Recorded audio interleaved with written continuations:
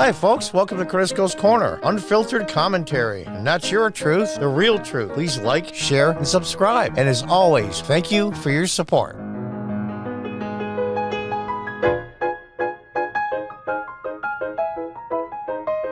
Welcome back from Fox News. NBC fact checks Fauci's fear, say that 3 times fast, that college football games would be super spreader events. It never happened. Cases are now in steep decline in every college football state across the South. Now, I'll even highlight that. Here's the part that I don't understand. Fauci's wrong a lot. A lot of doctors are wrong a lot. A lot of doctors are right. You know, the part that really gets to me is that this evidence is coming out. Some are saying because there's a lot more vaccinated people. Some are saying there's herd immunity now. You know, I don't know what to believe. All I know is the fact is the cases are in steep decline in every college football state across the South. And those are the states supposedly with the least percent vaccinated. But what makes me mad, it really gets under my skin, is guys like Fauci and the progressive morons on MSNBC and CNN are actually sound like they're mad. They're mad if the cases are in decline when people are going to huge events with a lot of people, a lot of close quarters. And when it didn't spread, they were upset. My God, what kind of monster are you that you want to be proven right so badly that you want people to get sick and maybe die? What the hell is wrong with you?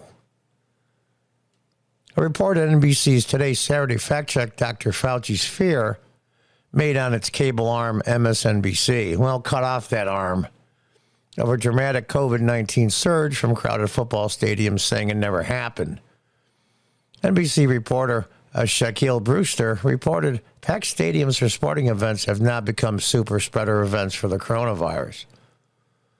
For weeks, crowds in the tens of thousands, mostly unmasked, have sat side by side now cheering for their teams at the halfway point of the season, Brewster reported.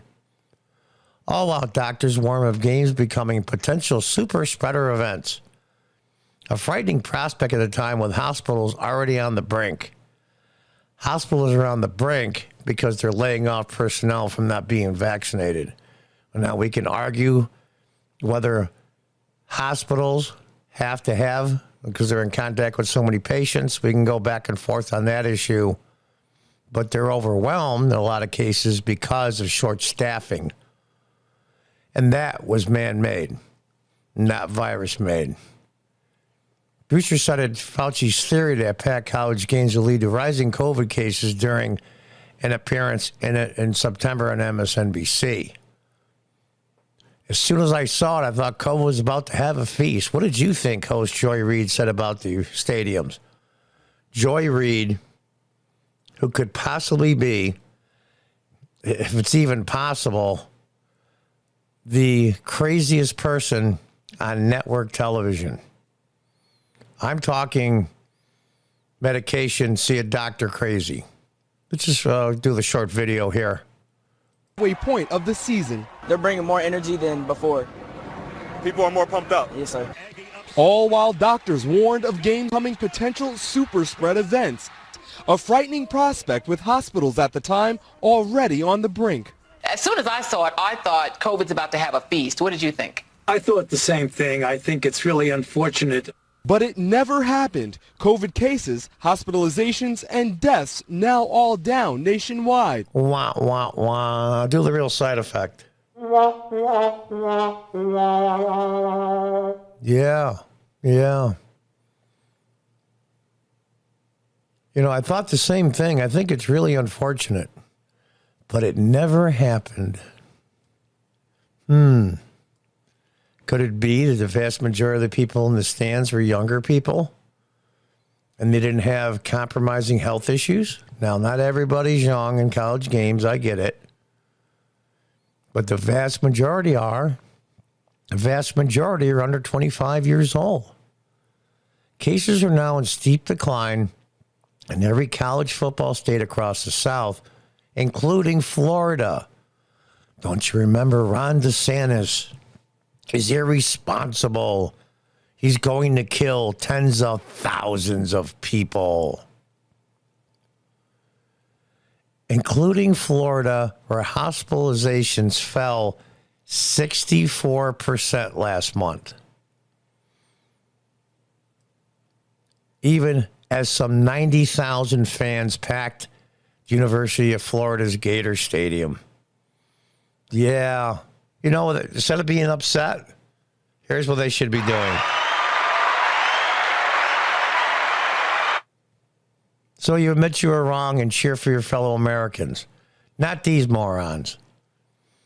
It definitely gives me less anxiety at that time as I see an increased number of vaccinated people and a decrease in dwelling number for sure, said Dr. Hiran Pokharna. I don't think it's the increase in vaccinated people. There's a lot that have been. I am not anti-vax. My personal vaccination status is none of anybody's business but mine and my doctor's. And I heard a cute trick to ask if anybody asks you, have you been vaccinated? You ask them if they're married or have a boyfriend or girlfriend. And if they say yes to either one, when they ask you, well, are you vaccinated? You say, well, when was the last time you had sex with your partner? And they look at you funny.